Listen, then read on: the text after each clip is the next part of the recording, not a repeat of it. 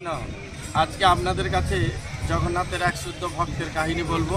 কর্মাবাই, যিনি হচ্ছেন দক্ষিণ ভারতে জন্মগ্রহণ করে এই জগন্নাথের প্রতি এত তার প্রেম ভক্তি, সেই জন্য তিনি ছুটে এসেছিলেন এই শ্রীক্ষেত্র পুরীধামে।